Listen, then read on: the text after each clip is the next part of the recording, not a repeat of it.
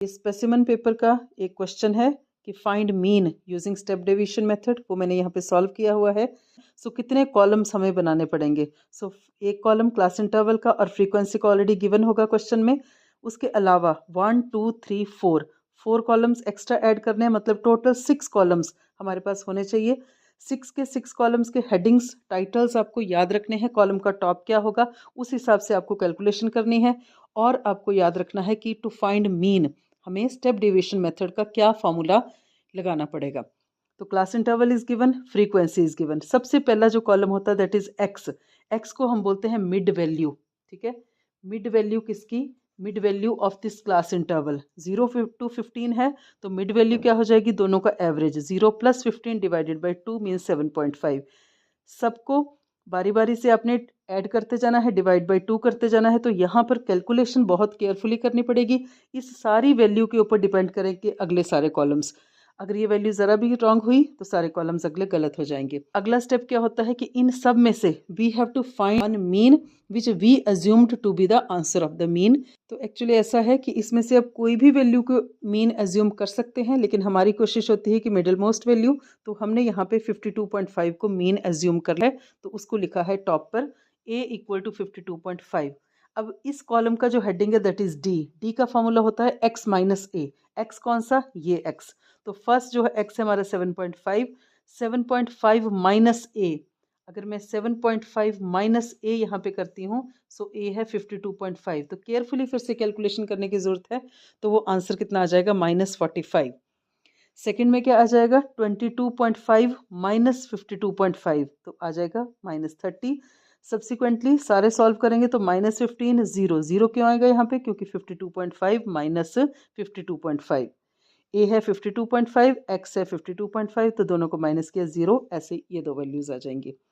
Next column के लिए we need I. आई क्या चीज़ है? आई है क्लास विड्थ।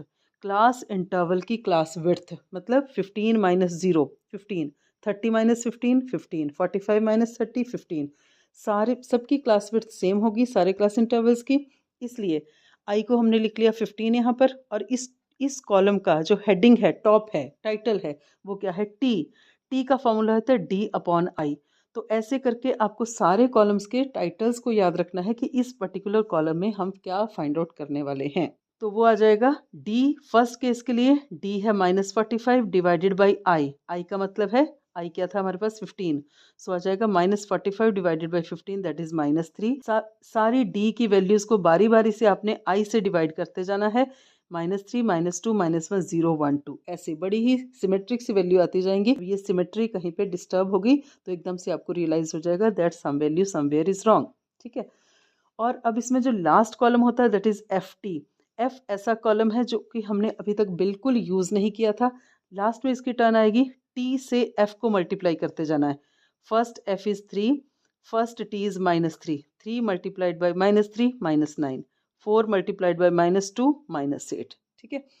सारे f को बारी बारी से t से मल्टीप्लाई करते जाएंगे। We will get some values in minus. यहाँ पे 0 आएगा, क्यों? क्योंकि 6 0 0 सब आ जाएंगे। उसके बाद कुछ वैल्यूज माइनस की हैं, बहुत इंपॉर्टेंट स्टेप है, इसी के ऊपर सारे आंसर डिपेंड करेगा।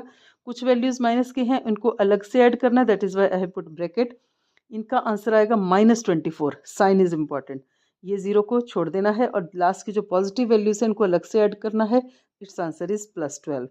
तो finally what is summation f T? यहाँ पे हमने क्या फाइंड आउट किया है?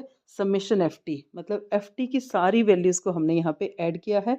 Summation f t is -24 + 12, -24 + 12, final answer is -12। देखो साइंस कितने मैटर करते हैं, साइंस विल डिसाइड कि आंसर इज करेक्ट और नॉट।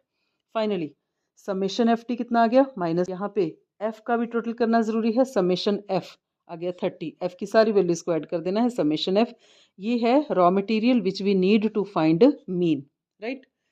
मीन का formula for step division method is x bar equal to a plus summation f t upon summation f cross i. सारी values हैं, simply उनको put करना है। a is 52.5 plus summation f t is -12, तो -12 put कर दिया। Summation f is 30, i is 15।